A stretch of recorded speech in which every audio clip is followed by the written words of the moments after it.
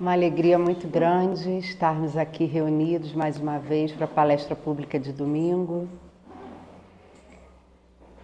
Hoje nós estamos recebendo a Marília, nossa irmã, amiga querida lá do GBEM.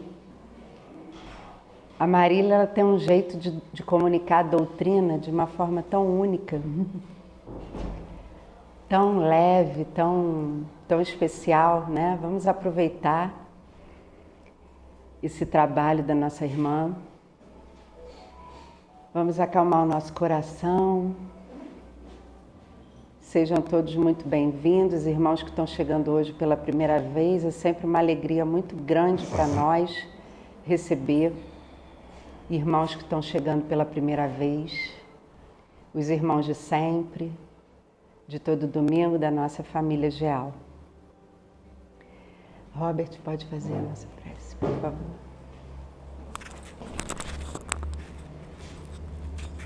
Bom dia a todos. Vamos elevar nosso pensamento. Senhor Jesus, espiritualidade superior, te agradecemos por mais essa bela manhã, essa manhã que mistura o calor do sol com o friozinho da serra.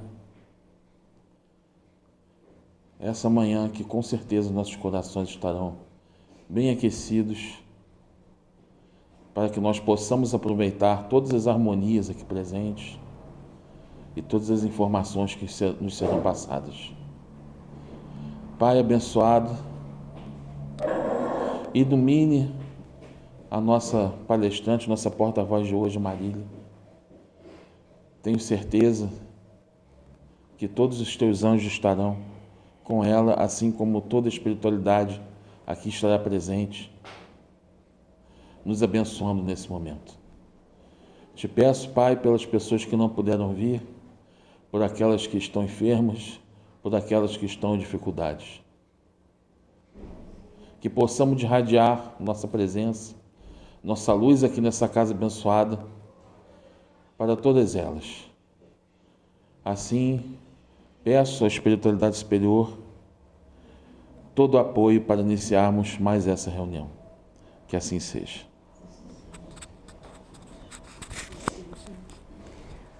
A Marília hoje vai nos surpreender, né, Marília?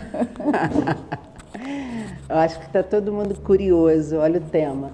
De médico e louco, todos nós temos um pouco. O que a doutrina tem a dizer para nós aí? Obrigada, Marília. Que é uma loucura. Que Jesus... Marília, que Jesus te abençoe, que a espiritualidade amiga te cubra, te ampare, e estamos loucos para te ouvir. Loucos! Precisa falar no microfone, né? Bom, gente, bom dia. Tá ligado? Tá, né? Alô? Tá. Bom dia, dia lindo hoje de sol, não tá quente? Você se ilude, né? Eu acordei, me arrumei, deixei esse casaco assim. Faz uma coisa, daqui a pouco eu tô assim, ó. Por que você está sentindo frio?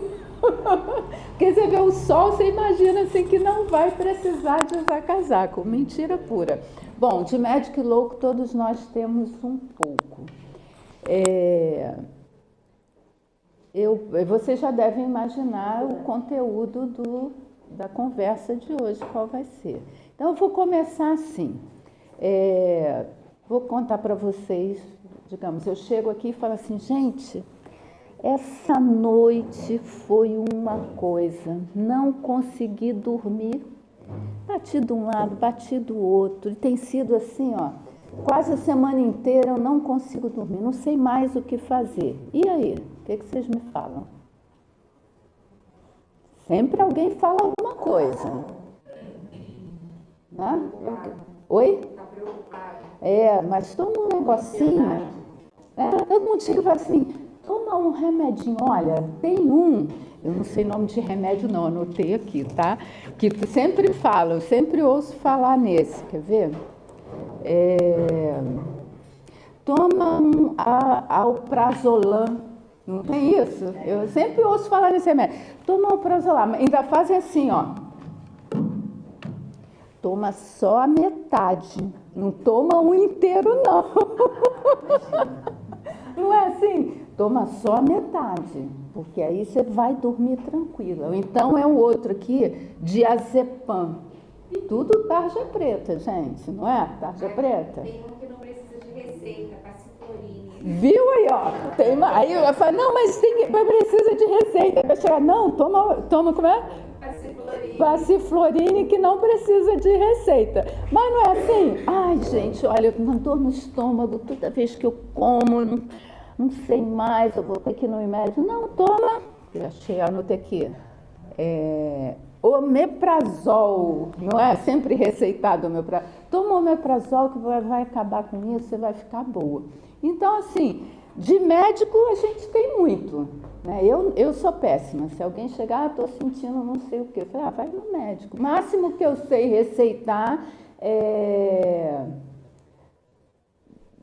aquele remédio de dor de cabeça. Pirona. Não, de pirona não. É outra.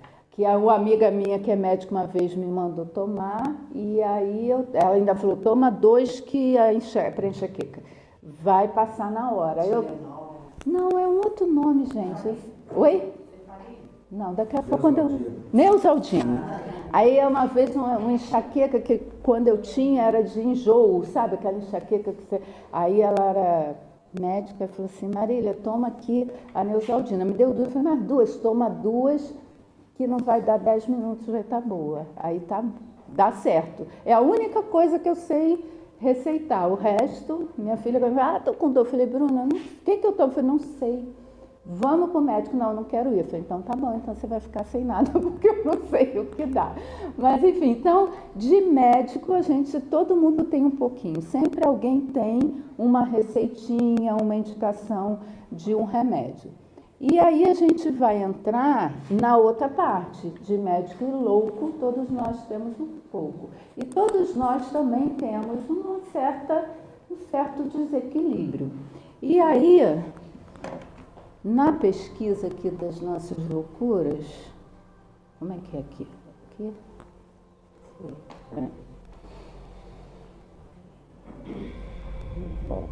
Voltar aqui nesse. Não me dou muito bem com isso, não. Aí a gente tem o seguinte, o estudo eu fiz com base na OMS. Então a gente vai começar com a definição de transtorno mental. Condição que afeta a capacidade de uma pessoa de alcançar um nível ótimo, esse nível ótimo aí que é terrível, né? E todos nós seremos transtornados, porque um nível ótimo de competência e funcionamento, geralmente envolvendo alterações significativas nos pensamentos, percepções, emoções e comportamento que podem afetar as relações interpessoais, OMS. Então, assim, dentro disso aqui, nesse nível ótimo aí, poucos passarão nesse teste, né? Todos seremos transtornados. Aí nós temos uma outra definição, que esse aí, acho que é o IA que me deu, sabe? Transtorno mental é uma condição que afeta o pensamento, emoções e comportamento, causando sofrimento significativo ou interferindo na vida diária. Aí já pega e já reduz um pouquinho, que às vezes aquele condição ótima ali ninguém tem. Mas quando interfere no nosso dia a dia, aí a gente classifica dessa maneira. Uma informação, deixa eu ver se é isso. Então é o seguinte, a gente tem a classificação internacional de doenças que nos dá 100 tipos de transtornos. Eu fiquei admirada. Eu não fiz uma pergunta crucial. Temos aqui psicólogos ou psiquiatra? Não? Graças a Deus. Porque eu não sou da área médica, fiz uma pesquisa. E aí a gente pergunta, porque se tivesse eu ia falar de costas, né? Porque eu posso falar umas besteiras, mas vamos lá. Então, nessa classificação tem 100 transtornos. E tem uma informação ali, tá nesse slide, olha lá, que me assustou bastante, que 86% da população brasileira tem algum tipo de transtorno. Eu fiquei horrorizada com isso. Oi? 86%, né? 8,6%. Eu achei que tinha uma... Não, eu também pensei isso. 8,6% seria muito pouco. Não, também eu pesquisei em tudo que é lugar, que eu vi 86%, falei, não é possível, isso não está correto. Aí fui na OMS, fui no .gov, tudo bate 86%, então é 86% mesmo. Mas se a gente levar em consideração que tem 100 transtornos classificados, tem transtorno para absolutamente tudo, então tá bem, vai dar 100% das pessoas daqui a pouco, né? Porque qualquer coisa é um transtorno, mas é um número significativo. E mundialmente são 80%. Então a gente está dentro da média mundial, no mundo, 80%. Quantos nós somos aqui? Da quantos são? 20?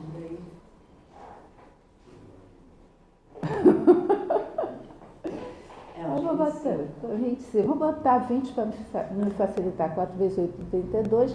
3,2. 3 pessoas aqui, vou botar 4. Não são transtornadas, eu sou uma. Aí vocês briguem aí para saber quem não tem transtorno. Eu não tenho.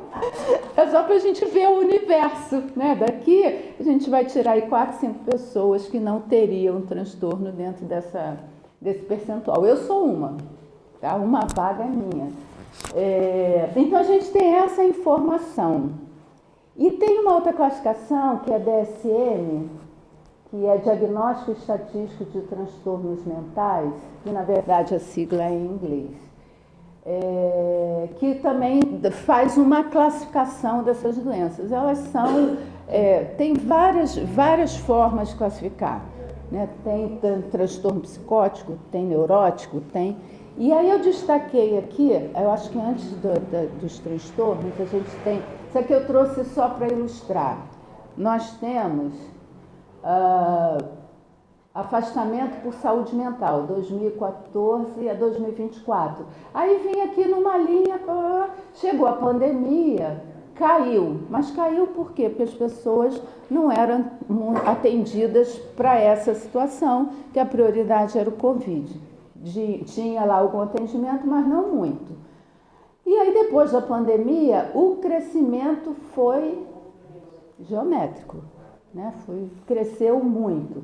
E aqui a gente tem afastamento por transtornos mentais em 2000, por tipo de transtorno, tá? Então a gente tem um destaque aqui, que a gente sempre teve o problema da depressão. A depressão sempre foi um transtorno significativo, mas depois da pandemia a ansiedade passou a depressão. E a gente entende até por quê, né? Porque ficar, sei lá, 2 anos preso e tal, depois a pessoa entra durante já num processo de ansiedade e as coisas até se ajustarem vai demorar um pouquinho. Então isso é só para ilustrar a situação que a gente se encontra, onde a depressão e a ansiedade são um dos maiores problemas de saúde mental que a gente tem. Bom, aqui eu fiz, gente, eu elenquei aqui os transtornos que a gente mais tem informação e que conhece, com uma classificação misturada da DSM e do CID, porque cada um, no todo é parecido, mas tem uma coisinha diferente ali, e essas duas classificações, eles indicam o tipo de transtorno, como diagnosticar e como tratar. É um trabalho muito bom para quem é psiquiatra, psicólogo, se baseia sempre nessa informação. Então a gente tem os transtornos neurocognitivos, que seria o Parkinson, Alzheimer, todos aqueles que envolvem a parte da cognição, do pensamento, da mente. Aí temos o transtorno de neurodesenvolvimento, que a gente entra o TDAH, autismo, o desenvolvimento intelectual. Aqui entra também no desenvolvimento intelectual as pessoas que realmente têm uma limitação cerebral, que sofreram um acidente e atingiram parte do cérebro e tal. E aí nós temos os transtornos psicóticos, que envolvem, basicamente o psicótico envolve a esquizofrenia e as suas variantes. Então nós temos esquizofrenia paranoide e transtorno delirante. A esquizofrenia, ela tem delírio. Então isso aqui tudo, ó, a gente pode dizer que é um tipo de esquizofrenia. E eu tenho quase certeza que todo mundo já teve algum contato, informação, conhecidos que sofrem de esquizofrenia. A esquizofrenia, se tratada, a pessoa consegue levar uma vida na sociedade normal. Se não tratar, aí é um problema. E a esquizofrenia, às vezes, leva até ao suicídio. Vamos lá. Aí nós temos aqui, já seriam os transtornos neuróticos, porque o psicótico, a pessoa não tem noção da realidade, né? Todas aquelas esquizofrenias. A diferença grande é que o psicótico, ele vive um mundo paralelo, uma realidade que não é a realidade.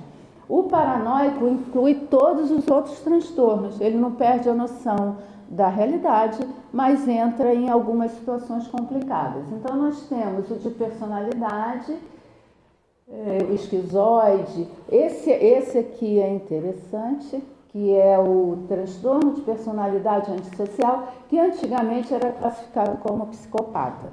Esse eu acho que merece uma atenção nossa, porque a gente convive às vezes com psicopatas, vou usar esse termo para facilitar, e a gente nem sabe. Porque a gente sempre tem em mente que assim, o psicopata é o serial killer que vai te matar. Mas não, às vezes no trabalho, no convívio dentro da casa espírita, a gente convive com os psicopatas que são, que o pessoal gosta de falar, sociopatas, né? São pessoas que não têm nenhum sentimento, nenhuma empatia por nada, fazem as coisas, né? Mata a mulher e vai ao cinema. A gente teve recentemente o caso desse jovem que matou o pai, a mãe e a irmã, porque queria encontrar com a outra psicopata, sei lá, Goiás, não me lembro nem onde era. Mas esse é um outro tipo. O que vive em sociedade, a gente tem que estar atento, né? Se a gente parar para pensar, os políticos, eles são psicopatas. Por quê?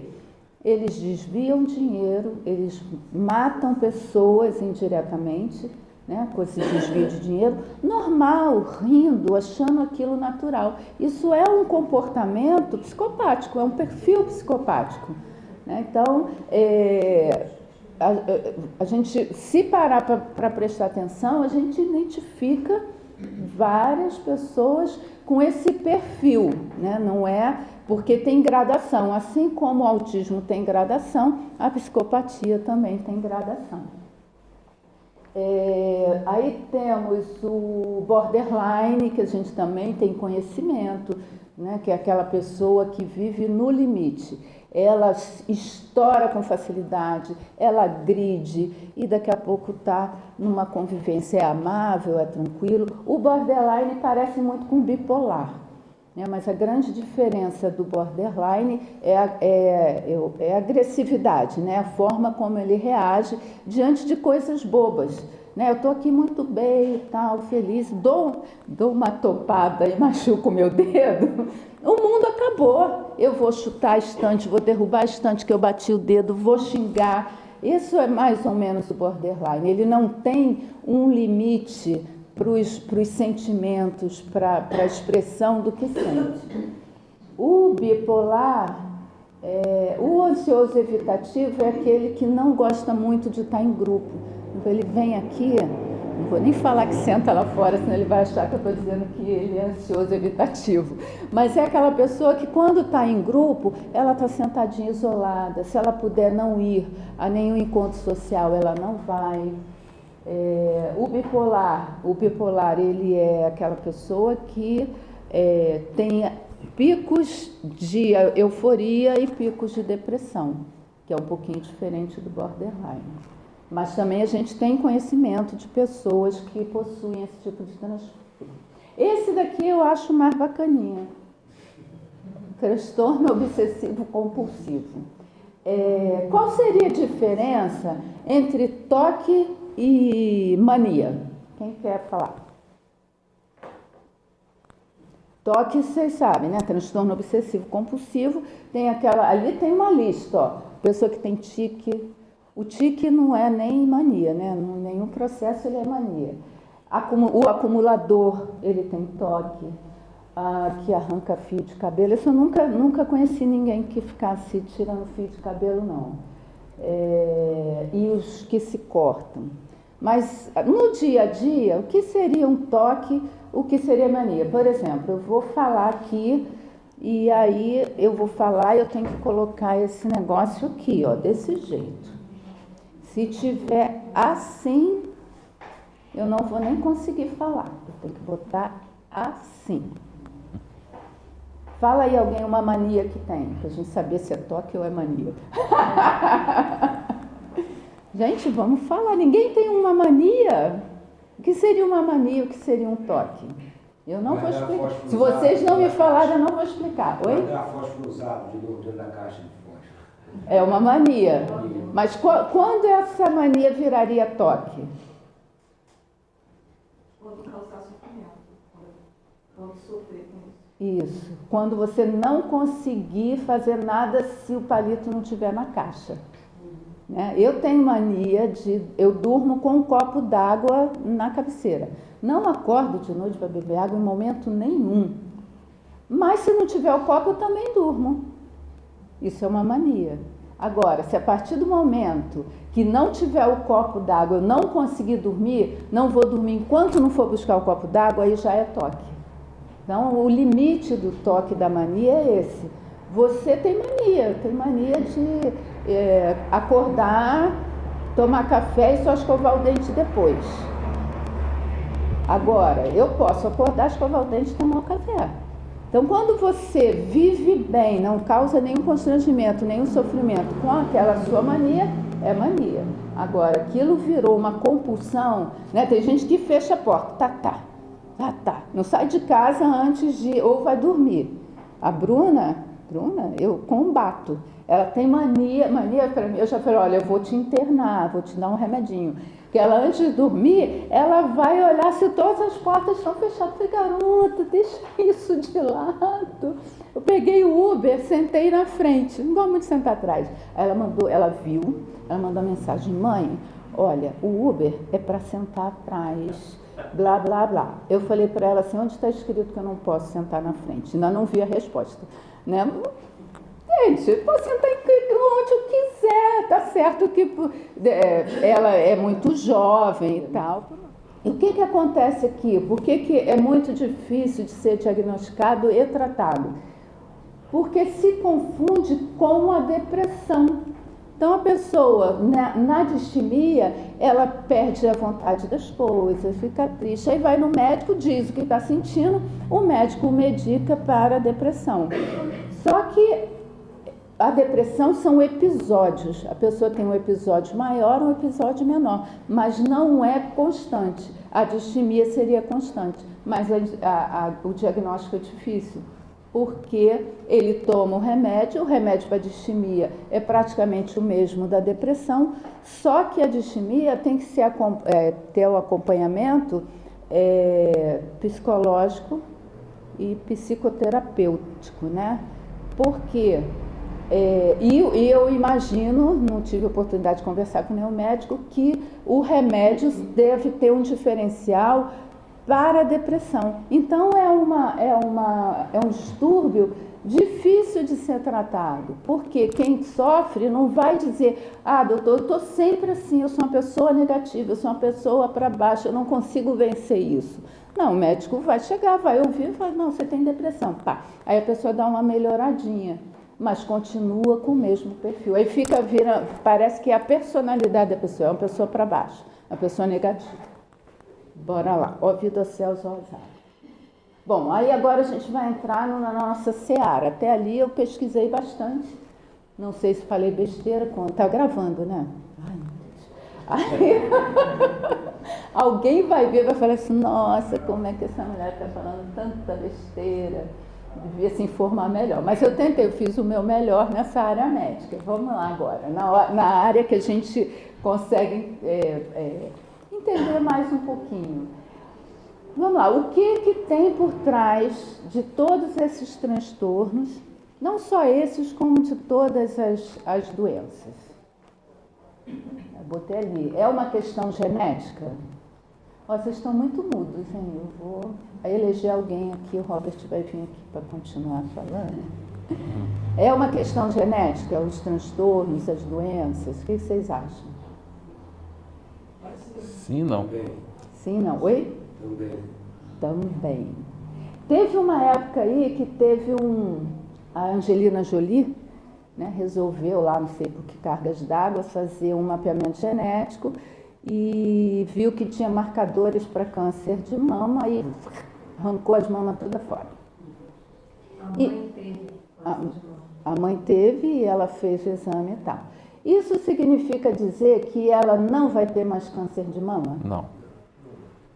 Outra coisa que eu descobri, falei, ué, como é que vai ter câncer de mama se tirou a mama? Né? Aí um médico lá dizia que a cirurgia não tira 100% das células mamárias, sempre fica uns 5%. E nesses 5% você pode desenvolver o câncer de mama. Então, se a genética não é o fator fundamental para identificar que você vai ter aquela doença. É um indicador assim, você tem propensão a ter aquela doença. Se não é isso, adianta eu fazer, por exemplo, meu pai morreu de infarto, não foi fulminante, aos 50, não sabia a idade dele certo. Minha mãe tinha 50, ele devia ter ou um pouquinho menos ou um pouquinho mais, 50, em torno de 50. Minha mãe morreu com 50, infarto fulminante. Com certeza, se eu fizer um mapeamento genético, eu vou ter marcador de problema cardíaco. Vou arrancar meu coração para eu não morrer do coração? Né? Não vai adiantar. Graças a Deus, até o momento, eu não apresento problema cardíaco nenhum. Tomo remédio de pressão porque a velhice é um problema sério. Né? Por mais que você leve uma vida saudável, a idade, o coração fica desgastado, as veias um pouquinho, aí você tem que tomar o remedinho. Então, vamos lá. Se não é genético, qual é o fator que leva você a ter um transtorno desse? Espiritual. Aonde está o problema? Está espiritual, está no pé do espírito, na realidade. Viu? Ele é catedrático, eu posso trocar de lugar. Então a gente tem sempre um fator desencadeante, não tem interruptor aqui. Onde acende essa luz daqui? Lá fora? Ali atrás. Tá. Não precisa acender não, eu ia só fazer. Por exemplo, eu vou lá fora para fazer a brincadeira. Aqui nós estamos de luz apagada, mas essa luz tem energia, tem a fiação, eles pagam a conta em dia, então vai ter luz e tal. Aí eu venho aqui,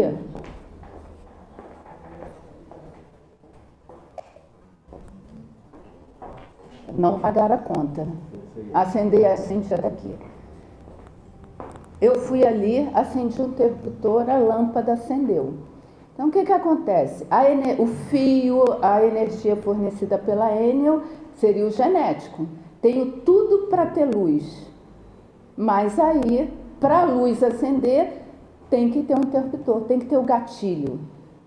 Né? É o que ele falou. Qualquer tipo de doença, seja ela mental ou física, tem que ter o gatilho. O fato da mãe, do pai, do avô, da tia, não significa nada. Você tem que ter o porquê de aconteceu. E está no espírito, está no perispírito, como o Robert falou. Aí eu trouxe aqui só para ilustrar um pouquinho. Toda doença tem origem no espírito. Ou seja, quando nós somos corpo, espírito e perispírito. Estou vivinha aqui por enquanto, e aí eu desencarno, meu perispírito com o espírito se liberta daquele corpo, só que eu trago aqui nesse perispírito, aí sim, todos os marcadores de tudo que eu fiz. Fiz uma coisa ali, lesei, digamos, eu me matei, dei um tiro na cabeça, eu vou lesar o perispírito na área da cabeça. Então, ou então coisas, mazelas morais que ficam impressas ali naquele perispírito. Quando a gente vai reencarnar, a gente passa um tempinho lá em cima, tá, o trabalho diz, não, eu vou voltar bonzinho. Roubei muito na última encarnação, mas eu vou voltar um cara bom. E aí, o perispírito é o que a gente chama de modelo organizador biológico. É o perispírito que formata o corpo. É o perispírito que transmite para o corpo todas as impressões daquele espírito. E aí eu trago o que o André Luiz chama de predisposições mórbidas. Predisposições mórbidas, que são essas impressões que você traz em si, que é o interruptor. Você traz ali. Aí essa predisposição é o que starta o processo. Aí chega o momento que você starta o processo. Eu fiquei até nervosa. Tem ali, ó, 2 pessoas maravilhosas. Já vou até falar com mais cautela. Brincadeira. E aí é isso. A gente traz a predisposição a determinados transtornos e a determinadas doenças. Vai depender da gente, da vida que a gente leva, dos pensamentos que a gente tem para fazer com que esse interruptor acenda, que esse interruptor seja acendido. Essa lâmpada seja acendida, é o interruptor. Bom, vamos lá. Em Evolução em 2 Mundos, que é o que eu falei, André Luiz nos dá essa informação das predisposições mórbidas que a gente traz dentro da gente, que é o responsável por eclodir determinados transtornos e doenças. No Após a Tempestade, a Joana diz o seguinte sobre essa questão dos transtornos. A gente desencarna com... fizemos um monte de besteira, fizemos o mal, no exemplo que eu dei dos políticos, né? A gente roubou, quanta gente não morreu por conta da Covid, dos desvios, do maquinário que compraram, pagaram, não receberam, um monte de coisa. E lívido, tranquilo. Aí desencarna, chegando lá, passado um determinado tempo, eu tomo consciência das coisas que fiz não corretas. E aí vem o arrependimento, vem a culpa, a vontade de melhorar, blá, blá, blá. E você volta com um compromisso, se assume lá os compromissos. Eu vou voltar, vou fazer isso e tal. Mas quando volta, se arrepende daquilo e não quer. Acha que vai ser uma prova muito grande. E aí favorece o aparecimento daqueles transtornos lá que a gente viu, que é como se fosse uma fuga, uma alienação da realidade que você se comprometeu a fazer e não faz. Isso é Joana que fala lá pra gente, ali, ó. Funciona como fuga dos compromissos assumidos. Aí ela fala, quando encarnam, desenvolve pelos sentimentos transtornos como psicose, maníaco depressivo, toque, fobia, diversas e etc. Então, Joana diz pra gente, olha, esses transtornos podem ter essa origem aí. No livro Transtornos Psiquiátricos e Obsessivos, no capítulo 7, Filomeno de Miranda, eu imagino que todos já tenham lido alguma coisa de Filomeno de Miranda, o conteúdo dele, na sua maior porção, é sobre obsessão. Então, ele diz lá nesse transtornos psiquiátricos e obsessivos que os problemas psiquiátricos, os problemas mentais, têm muito a ver com um processo obsessivo. Ou você, pelo processo obsessivo, você entra num transtorno mental, ou a partir do transtorno mental, você atrai um espírito, às vezes não é nem perseguidor, é um espírito que vibra no seu pensamento e aí ele fica ali perto de você. Vou contar uma história do livro Grilhões Partidos. Quem já leu Grilhões Partidos? Só você. Beleza. Então vai ser uma novidade. Oi. No Grilhões Partidos? Não, é Filomeno de Miranda. É Filomeno de Miranda. Vale a pena ler. É um livro... Os de Filomeno todos são bons nesse aspecto da obsessão. No Grilhões Partidos, a história é a seguinte. Tem uma moça chamada Esther, de uma família abastada do Rio de Janeiro, lá em 1940, sei lá, na época do livro. E muito ricos, moravam em Copacabana, num apartamento um por andar, de frente para a praia, enfim. E a menina fez 15 anos, a família preparou uma festa, né, de primeira, violino tocando, não sei o quê, pessoal de smoking, enfim. E aí o pai vira para ela e fala assim, filha, toca aí no piano, um trecho, acho que era Bach. Aí a menina, educada, fina, sentou lá para tocar. Quando ela começou a dedilhar, transtornou. Começou a xingar o pai, falar um monte de impropérios, gritar, deu uma tapa na cara do pai. Imagina, uma festa chiquérrima, a filha começa a fazer isso. E ela gritando, esperneando, o pai tentou falar para ela, deu outro tapa. Aí conseguiram levar ela para o quarto, tinha uma lá que é médico, deu um sossega-leão, ela adormeceu. O que aconteceu ali? Foi um processo de subjugação instantânea, que é raríssimo. Isso não é um negócio que acontece. É uma coisa assim, normalmente a gente tem influenciação, obsessão leve, obsessão mais pesada, subjugação, fascinação, subjugação. Existe uma gradação até chegar na subjugação. Mas ali foi um processo instantâneo. O que aconteceu? Esse espírito que subjugou ela, ele, na verdade, ele queria atingir o pai. Mas o pai tinha ali uma estrutura moral, de pensamento, que ele não conseguia chegar nele. Então, ele, através da filha, atingiu o pai. Aí vocês vão dizer para mim assim, poxa, Marília, não é justo, não é? Vocês acham justo isso? O que a menina tem a ver? Tem tudo a ver. Aí no livro, eu tenho certeza que vocês vão ler, que eu dei essa palhinha, vocês vão ler, ali no livro explica que existe ali, no ódio daquele espírito pelo pai, existe alguma forma a participação da filha. Ninguém é vítima inocente, a gente tem que ter isso na cabeça. E aí o tratamento psiquiátrico foi feito, e aí teve contato com a casa espírita, através da enfermeira, não vou falar muito detalhe para vocês lerem o livro, né?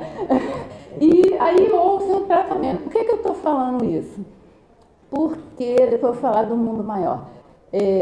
Vou falar depois do mundo maior, depois eu volto dessa coisa do tratamento espiritual. Então, nesse livro é isso. Então, o Filomeno de Miranda, no outro livro, no transtorno psiquiátrico, ele diz que sempre tem um componente obsessivo nos problemas psiquiátricos. Ou a origem de uma obsessão, ou a obsessão atraindo espírito, não necessariamente, como eu falei, um perseguidor. No mundo maior, Calderaro leva André Luiz no hospital psiquiátrico, para ele conhecer, ter experiência e tal. E aí André Luiz percebe que, né, tem aquelas pessoas transtornadas, né, que anda, a gente anda para lá, anda para cá falando, não sei o quê, gritando, blá, blá, blá. E no plano espiritual, a visão era quase igual. Tinha também vários espíritos desencarnados na mesma situação de desequilíbrio. E em algumas situações havia uma ligação com o encarnado, com o desencarnado, que lá eles dizem que era difícil até você saber quem era quem era encarnado, de tão, né, coladinhos que eles estavam, que era difícil de saber. E aí o Calderaro diz para André Luiz que 95% dos casos de internação em hospitais psiquiátricos tem o componente obsessivo, é ligado na obsessão. Então é um número significativo. Aí, remédio sozinho vai adiantar? Tratamento psicológico sozinho vai adiantar? Não vai. Se é um problema espiritual, tem que ter o tratamento espiritual em conjunto. Também não adianta achar que eu tenho um transtorno, que eu não tenho, eu sou uma das 4, não está combinado? Falei aqui que o CID diz, a SMS diz que nós temos 86% das pessoas têm um transtorno. Aí eu fiz uma conta aqui por alto, daqui do salão 4 ou 5 não tem. Falei que uma sou eu. Os outros 4 aí brigam para saber quem não é. Eu estou fora do transtorno, né? Então, a gente tem lá, aí não adianta, digamos que eu não tenho, vamos deixar claro que eu não tenho, eu tenho o transtorno. Aí, eu vou na casa espírita, eu estudo, eu faço, eu participo disso, daquilo, vou ficar curada. Não vai, porque como aconteceu com a Esther, o que acontece? Ela, por conta do tratamento, ela danificou a química cerebral, que naquela época era choque, não sei o que e tal. No final, o Filomeno de Miranda pergunta se ela vai ficar boa, né? Que ela passou pelo tratamento espiritual. Blá, blá. Aí ele diz que não, porque ela já lesou o cérebro físico. Mas ela vai conseguir conviver com a família e tal. Mas boa, 100% igual a mim, não vai. 100% igual a mim, não vai. Fala. Filomeno.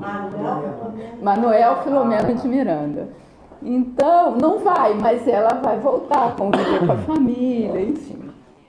Então, no mundo maior, traz essa informação para a gente, que quando a gente vê na rua uma pessoa com esses transtornos, falando, gritando e tal, anda assim,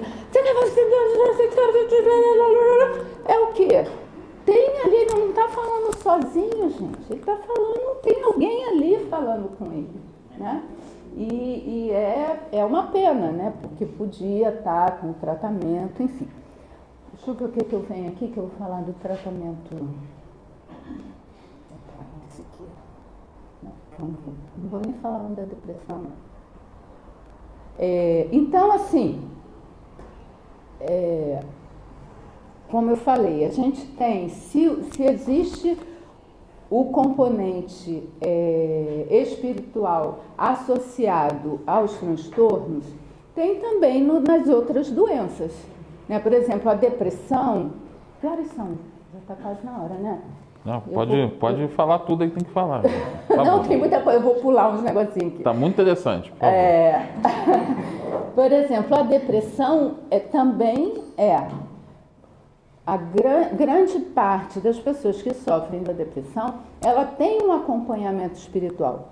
Então, assim, você começa num processo, porque a depressão não se instala de uma hora para outra. Você começa num processo de não querer fazer isso, de moleza, lá da distimia, né? E aquilo você vai começando pelo pensamento, que a gente sabe que o processo de influenciação, de obsessão, vai pela sintonia do pensamento, você vai atraindo para perto de você pessoas que gostam disso. A gente teve uma vez na reunião mediúnica uma comunicação que era de um espírito que queria sair de perto da pessoa deprimida, mas não conseguia. Então ele falava assim, mas eu quero, mas a pessoa me chama com aquela melancolia, aquilo me faz tão bem, né? Então eu morro com depressão. E aí, Robert Davi da Silva tem depressão, aí eu fico aqui do ladinho dele. Aí ele, que vida horrível. O sentimento dele me faz tão bem que aí eu pego e vou colar. Então, no processo de depressão, a obsessão que existir não é um perseguidor que está fazendo ele ficar deprimido. Ele que atrai outros espíritos que tenham mesmo, que querem sentir o que ele está sentindo. Então, se não houver um tratamento espiritual em paralelo, fica muito difícil de ter a cura. É a mesma coisa as pessoas que têm dependência de álcool, de droga, do que seja. A pessoa não fuma sozinha, ela não cheira sozinha, ela não bebe sozinha. Por isso que o AA, muita gente consegue sair, mas muita gente não consegue. Por quê? Tem os acompanhamentos, tem aquele que é o oportunista e tem aquele que realmente quer o seu mal e que você vai ter aquela secura na boca, vontade de beber, enfim. Então, o tratamento na casa espírita é muito importante. Ou em outra religião qualquer que a pessoa tenha fé, né, até que expulsa o demônio, de repente vai tirar realmente, a pessoa vai seguir. Então, só o remédio não resolve, vai resolver temporariamente, só a casa espírita não resolve. Porque às vezes a pessoa tem que tomar a tarjinha, o diazepam. O diazepam. Falei que a gente tem problema, todo mundo fala, toma um remedinho, metade. Não tome inteiro, não. Então, às vezes, a gente precisa do remédio para recompor a química cerebral e, em paralelo, uma psicoterapia, uma terapia, e a casa espírita é fundamental do ponto de vista espiritual. A depressão, a gente já falou, vou pular, que eu queria... não vai dar tempo, gente. Dá sim. Eu queria falar uma coisa aqui. A depressão, eu já falei aqui mais ou menos, todo mundo sabe o que acontece, o cara está sempre parecendo que está chovendo, uma nuvem preta. Aqui, abre a janela da tua alma, meu irmão, deixa as claridades de Jesus, sublime estrela, iluminarem o teu ambiente íntimo. Então, nas horas de luta silenciosa, escuta o Cristo que te diz: tenho-vos falado essas coisas para que a minha alegria esteja em vós e a vossa alegria se cumpra. Está em João 15:11. Essa fala eu acho interessante, eu li para vocês. Agora, eu queria trazer essa polêmica. Bebê reborn, né? Foi uma onda. Agora passou a onda, a mídia deu uma refrescada, porque a mídia é a maior responsável que tem para fomentar esse tipo de coisa. Por que eu trouxe? Porque qual seria o limite? Tinha um vídeo para botar. Qual seria o limite entre aquela questão da terapia, de usar como um processo terapêutico, que eu particularmente não consigo entender muito bem. Você perdeu um bebê, você vai ter um bebê reborn para superar. Para mim seria pior, né? Mas enfim. E no limite daquilo que a gente viu ali dos transtornos, né? O que seria esse divisor de águas? Onde está uma coisa natural, lúdica, e aonde está um transtorno qualquer? Vocês acompanharam, né? Eu não conheci ninguém que tivesse um bebê reborn. Alguém teve contato com alguém? Eu falei para a Bruna que ela podia se candidatar a ser babá de bebê reborn. Bebê reborn não, mas no reborn você vê muitas com boneco. Quase todos têm boneco de estimação. Sim, mas... Seria... Pode falar. O bebê reborn. É assim, é como ele vê ali como se fosse um filho, um neto, alguma coisa. Então, eu acho isso. Tem duas falas que eu não vou botar, que é do Alberto Almeida, de uma psicóloga não espírita falando sobre isso. Eu vou contar para vocês o conteúdo. É exatamente isso. Ela fala assim, quando esse bebê reborn hiperrealista, porque parece... É que eu não tive tempo. Eu tive um amigo lá do GBEM que o filho dele, a filha ele teve um neto que nasceu anteontem. Aí ele postou num dos grupos. Gente, igualzinho. A única diferença é que era branquinho. Eu ia botar junto com esse assim, não ia botar para vocês assim, qual é o verdadeiro? Né? Porque é muito igual. Então a fala é a seguinte... A psicóloga dizia, e o Alberto Almeida também, quando um bebê desse vai para um hospital psiquiátrico, que a pessoa com aquele bebê vai trazer reminiscências, vai ter o cuidado e tal, é terapêutico. Né? Então aquele bebê vai servir como uma terapia. Ou assim, vai ter o bebê reborn, porque tem um detalhe, homem pode brincar de aviãozinho de controle, carrinho de controle. Mulher, se tiver uma boneca, é louca, né? Tá maluca, não é verdade? Homem pode brincar de qualquer coisa, a mulher não pode. A mulher tem que lavar roupa, pendurar roupa, fazer comida, cuidar do filho. Mas brincar de boneca não pode. Fala. A polêmica do bebê reborn, todo mundo aqui sabe, né? É que a pessoa não via como uma brincadeira. Ela matriculava na escola, levava ao pediatra. Porque se uma mulher da minha idade, mais velha, ela resolve brincar de boneca, eu tenho a total compreensão. Tá bom, tranquilo. Agora, matricular na escola, levar ao pediatra, é que aí já tem, né? Aí você falou o limite aí que eu estava questionando. Quando você resolve que aquele boneco tem vida, aí é esquizofrenia. Ué, é verdade, a gente não viu que é psicótico, que os transtornos psicóticos, a pessoa não tem noção da realidade, aí a pessoa já entrou, já ultrapassou aquele limite da sanidade. Né? Parece que tinha briga na justiça para quem ia ficar com o bebê reborn. Pedido de pensão para bebê reborn. Licença maternidade. Gente, aí é camisa de força, entendeu? Confunde a realidade com a fantasia. Exatamente, que é o transtorno, entra nos transtornos psicóticos. A pessoa fugiu da realidade. Brincar é uma coisa até saudável. Brincar é um denotativo de saúde. Mas assim, você não sabe a diferença entre um bicho de estimação, um ser humano, um boneco. Né? Eu acho que ninguém precisava explicar na minha infância dos anos 80 o que era o nosso boneco. Tinha boneco de menino, Super Paulo, como criação, He-Man, Rambo. Ninguém precisava explicar pra gente o que era um boneco, o que era um bicho de estimação, o que era um coleguinho, o irmão. Não, eu sabia, né? Hoje em dia o negócio está meio complicado. Eu achava, antes de aparecer o bebê reborn, desculpa se alguém faz isso aqui, botar o cachorro no carrinho de bebê e sair. Eu achava isso a maior loucura do mundo. Quando chegou o bebê reborn, eu falei, o mundo acabou. Né? O mundo acabou de acabar, porque você botar um cachorro no carrinho, andar com ele, meu filhinho, chamar de filho eu já acho um absurdo. Bruna chama minha filha, né? Chama o cachorro, meu filho. Eu falei, seu neto. Eu falei, neto, não tenho neto cachorro, não tenho filho cachorro e não vou ter um neto cachorro. De jeito nenhum. Eu sou uma das 4. Eu sou uma das 4.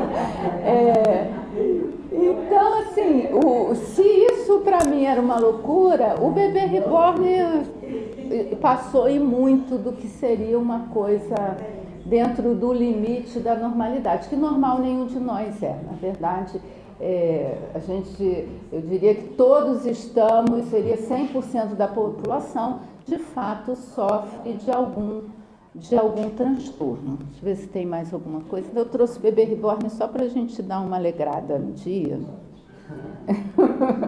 Gente, então, eu acho que era isso que eu queria trazer para a gente refletir, que o que a gente vive hoje é consequência do que a gente viveu, né? E vai se passar para que a gente vai viver. Então, essa coisa do equilíbrio mental, a gente tem que estar bem atento, né? O limite da mania do toque, prestar atenção no seu comportamento, você fica aflito, né? Que nem eu falei, olha, esse controle não está no lugar certo, o lugar dele é aqui assim, peraí, certinho, porque se estiver torto eu não consigo. Passa a se perceber, eu acho que passa por aquela coisa que a gente bate dentro da doutrina, autoconhecimento e reforma íntima. Às vezes eu me vejo na academia e eu falo, não, Marília, deixa torto. Aquele negocinho de fazer abdominal, aí coloco assim, aí eu acho que está torto. Aí eu vou e acerto. Eu falo, não, eu sou uma das 4, eu não posso fazer isso. Vou deixar torto. Vou deixar torto, porque senão eu vou estar no toque, né? Então, assim, eu acho que a gente tem que se perceber, se olhar, para ver se a gente não está começando a desviar. Porque ninguém dorme são e acorda só a Esther, né? Ninguém dorme são e acorda transtornado. Os transtornos a gente vai abrir no campo para a nossa própria mente, a gente mesmo se sabota. Né? Então, assim, eu espero que essas informações tenham sido úteis para uma reflexão do que é o equilíbrio, o que é o desequilíbrio. No dia a dia a gente se desequilibra. No dia a dia a pessoa pisa no pé e você xinga, você sai do seu eixo. Então a gente tem que procurar se analisar e tentar não sair tanto do eixo nas pequenas coisas, porque se nas pequenas coisas eu consigo me controlar, na grande eu vou conseguir transtornar menos. Então, assim, a vida é isso, a gente traz as predisposições mórbidas, não vamos deixar o interruptor ligar, não vamos startar, facilitar o start de qualquer processo, gente. Não são só as doenças mentais, as doenças do corpo físico. A gente abre campo para que aquela predisposição venha à tona. Seja um machucado que não cura, uma gripe, seja o câncer. Né? Não adianta tirar a mama, não adianta eu arrancar meu coração para eu não morrer do coração. Não adianta. Se eu não tiver a minha mente em equilíbrio, não vai ter mapeamento genético que vá dar jeito. Porque quem dá o comando de tudo é a mente, é o espírito. A doença começa no espírito. E a gripe? Começa. Para você pegar uma gripe, sua imunidade caiu. Pelo seu pensamento, de alguma maneira. Por que caiu? Eu me aborreci no trabalho e tal. Entendeu? Então, assim, nós trazemos dentro de nós as predisposições. Elas vão vir à tona de acordo com a nosso dia a dia, com a nossa vivência e com nossos pensamentos. Obrigado aí pela atenção. Eu sou uma das 4. Beijo, gente. Obrigada. Obrigada, Marília. Aqui. Por favor. Nossa, que alegria, né, irmãos? O Espiritismo, ele é a ciência, a fé raciocinada, né? Então, essas informações da humanidade são importantes demais para a gente conseguir encaminhar a nossa vida de uma forma mais sadia, né? Mais ficar dentro dos 4. A mão tá ruim, eu sou um dos 4, hein? Essa daqui, ó, você vê que não é muito normal. Eu sou essa aqui, ó. Garantir pelo menos que a gente vai ter uma existência mais tranquila, né? E uma das coisas que vai fazer com que a gente consiga isso é a gente ter sempre o nosso pensamento direcionado para o alto. Sintonizar com o bem. Isso vai fazer com que a gente crie dentro de nós uma estrutura, com que no momento que vierem as tempestades, a gente não desespere, né? E não abra campo para os transtornos se instalarem em nós. Então é importante demais, né? A gente entrar em contato, não ficar se escondendo. Entrar em contato sim com as informações que podem fazer com que a gente viva melhor. E se estruture, né? Nos momentos de dificuldade. Eu vou dar 2 avisos rapidinho para vocês, para nós, né? Um é que no próximo sábado, dia 12, vai ter um curso de acolhimento fraterno, 4 da tarde. O que é o acolhimento fraterno? É isso que a Shirley está fazendo, é isso que a gente faz ali na porta. Né? Atendimento fraterno é outra coisa, é o atendimento lá na salinha reservado, mas o acolhimento fraterno é essa recepção, né? Que parte a gente vai fazer com o que já tem dentro de nós, com a nossa essência, né? Com o que a gente já carrega, e parte a gente vai aprender os pequenos detalhes. O Fernando Coimbra, lá do Oswaldo Cruz, vai vir aqui para aplicar esse curso.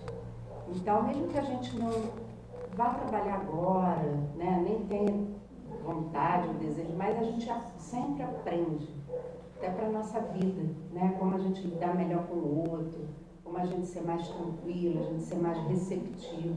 Então é um curso bem interessante para nós mesmo. Precisa se inscrever? Não.